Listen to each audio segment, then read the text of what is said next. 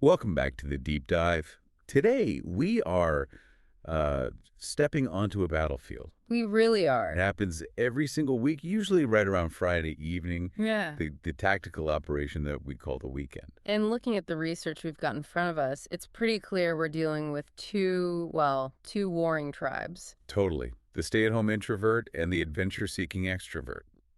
And on the surface, it just looks like a scheduling thing. Should we go out or stay in? But it is so much deeper than that. Oh, yeah. It's about biology. It's about what the sources call energy economies. Yeah, energy economies. I like that.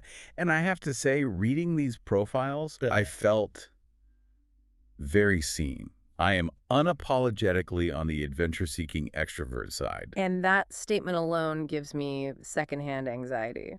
A blank Saturday calendar for me isn't a relief, it's a void. It needs to be filled. See, I'm looking at the stay-at-home introvert profile, and I feel like I'm reading my own diary. For me, the weekend is a sanctuary. It's a fortress. A fortress. The material we have uses this line about treating the weekend like a soft blanket with emotional support snacks. That is the goal. Emotional support snacks sounds like giving up to me, but okay, let's Sure. unpack this. The best way to do it is probably chronologically. Right. It all starts at a very specific, very dangerous moment in time. Friday, Uh, 6:12 p.m. the witching hour. The crisis point. So it's Yeah. been a long week. You're the introvert. Walk me through this. The source says you're in the kitchen holding a snack like a tiny trophy. Oh, it is absolutely a trophy. You've survived the week, the meetings, the small talk, you're home. That snack is victory. And your mindset is already locked in. Completely. The Okay. agenda is like face masks and folding laundry in slow motion. That slow motion part was key. Okay, so you're in this slow motion sloth zone. You're safe. And then what happens? The buzz. The phone buzzes.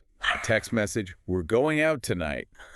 With like 10 party popper emojis. It's a bomb. The source says the introvert stares at the phone like it's a bomb, and that's not being dramatic. It's accurate. It destroys the sanctuary. Instantly. And now I have to do this high stakes mental math. The negotiation logic. I love this part. It's a whole cost benefit analysis. If I go, I'll be tired versus if I don't, I get more snacks. But the real deciding factor is the guest list, right? That's where the anxiety spikes. If it's a couple of people, okay, maybe I can handle it. But if the text says everyone is going, Then I'm already mentally putting on my pajamas. Everyone is a threat. It means I have to perform. see, this is where our species just diverge. For me, that text isn't a bomb. It's the green light. A starter pistol. It is. The source says the extrovert has been ready since Wednesday, and I mean, that's not wrong. I'm usually vibrating by Thursday afternoon. But the research suggests that vibration isn't just excitement. It's almost a fear of stagnation. Wow, okay. Getting personal. You're not just running toward the party, you're running away from the quiet. I mean, you might be right. The quiet is where the thoughts are. I'd rather have loud music. The logic is simple. Obviously, we can sleep later. Which means never. Exactly. So, Friday night happens. Yeah. Then comes the Saturday morning divide. A canyon. The lifestyle gap becomes a canyon. The introvert wakes up slowly, like a sleepy cat. And you check the weather. Yes, but with a specific goal. I am praying for rain. Why rain? Because rain is a socially acceptable excuse to stay home. Nature has signed my permission slip to stay on the couch. That's hilarious. I check the weather to see if the rooftop bar will be open. You're living in two different realities. My agenda is clean a bit, read a bit, and then somehow wonder how it's already 2 p.m. That sounds painfully slow. For the extrovert, I wake up and check my notifications like it's a menu. Brunch, gym, spontaneous road trip. The spontaneity, doing things on a whim. Yes. Which leads to that perfect example in the text, the viral cafe scenario. The one that drives us both crazy. So I say, hey, what if we drive an hour to go to that viral cafe everyone's posting about? And my brain immediately goes, That's far. Is the coffee made of And gold? I say, that's the point. For me, it's a bad return on energy investment. For you. Yeah. It's the quest. It's the novelty. The journey is the event. I might see something weird, something could happen. It's about the potential for chaos. And I am actively trying to minimize chaos. Which brings us to Sunday. The Sunday blues. Right. But we get them for different reasons. The Sunday scaries versus the extrovert wall. For the introvert, it's a gentle sadness. It's mourning the loss of your peace and quiet. You start checking emails. The human mask has to go back on soon.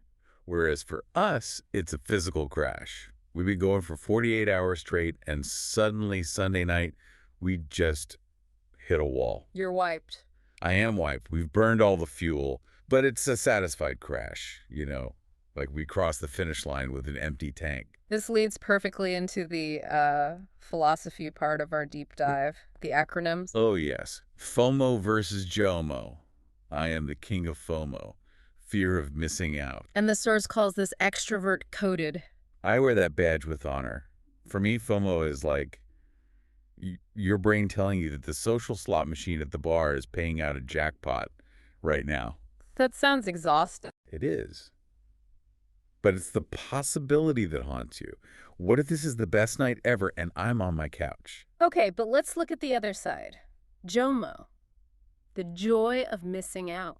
Which just sounds like a contradiction. How can you have joy from missing something? Because you're not missing out, you're opting out. The source calls it the introvert's superpower. Genuinely happy not being there. Genuinely happy. Yes. And here's the most important part for extroverts to understand. When we say I'm staying in, it doesn't mean I'm lonely. It means what? It means I'm protecting my peace. Protecting my peace.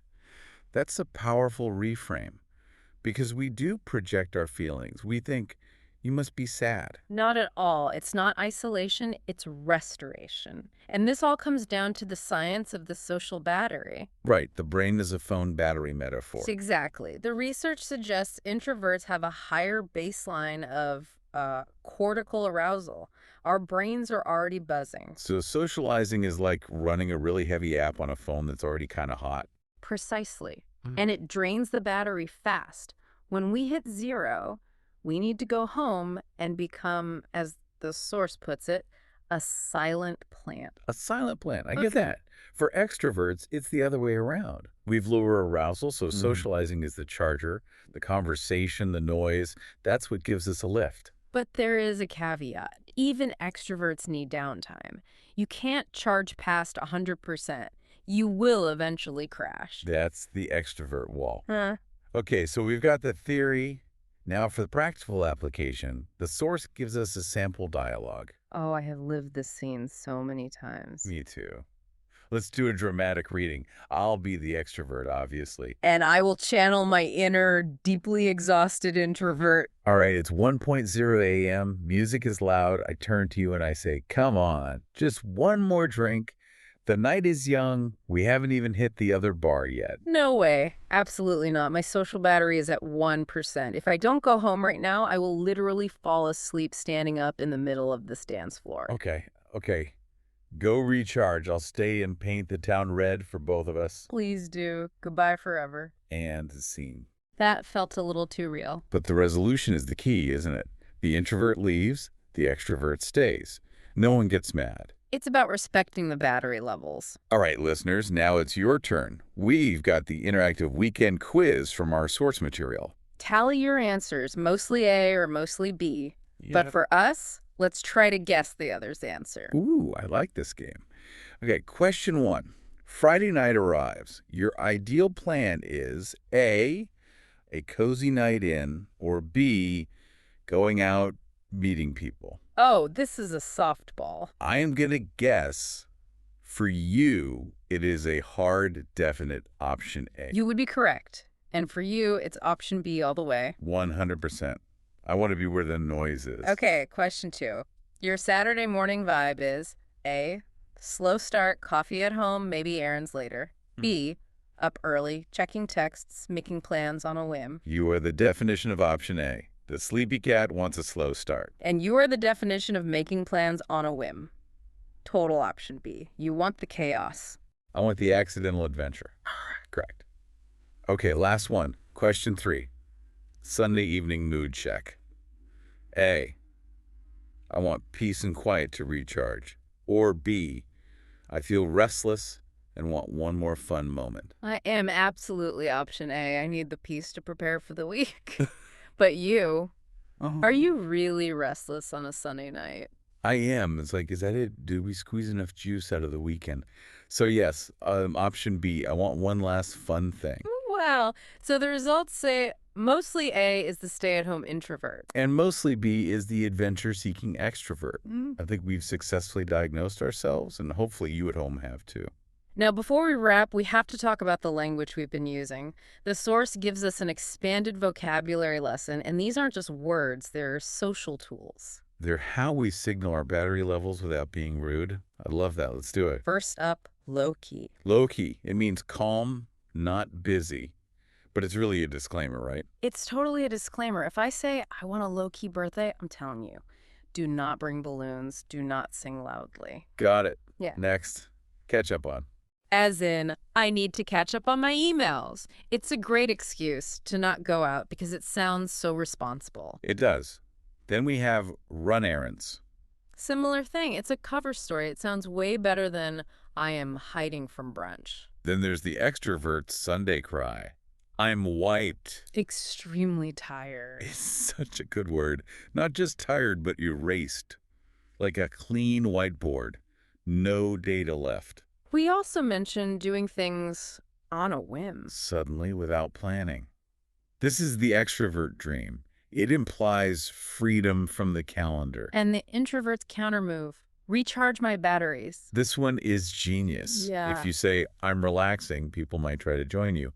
If you say, I'm recharging, it sounds like a medical procedure. It feels like one sometimes. Okay, the phrase from our little play, paint the town red. Go out and party hard. And the source has this great fun fact that it might come from a crazy night in 1837. The Marquis of Waterford. Yes.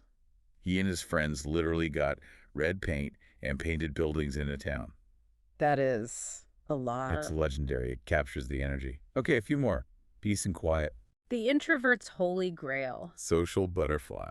That's you, flitting from group to group. But never staying too long in one spot. Always moving. And finally, downtime. Which is critical for both of us. Even the butterfly has to land on a leaf eventually. So after all this, what's the big takeaway? I think it's that the goal isn't to become the other type. You don't need to force yourself to be a social butterfly if you're wiped. Exactly. And you don't need to force yourself into silence if you want to paint the town red. It's about balance and understanding. When your friend says, I'm staying in, they aren't rejecting you. They're recharging. Right. Whether you end the weekend energized or saying I'm wiped, the most important thing is you did it your way. And you communicated your needs clearly. So here's a final thought for you to chew on. If your social battery had a literal percentage meter on your forehead that everyone could see, how would that change how you make your Friday night plans? That is a terrifying and incredibly helpful image. I'd have a flashing red light most of the time. Thanks for listening to this deep dive. Go protect your peace or go paint the town red. Just don't apologize for it. Bye, everyone.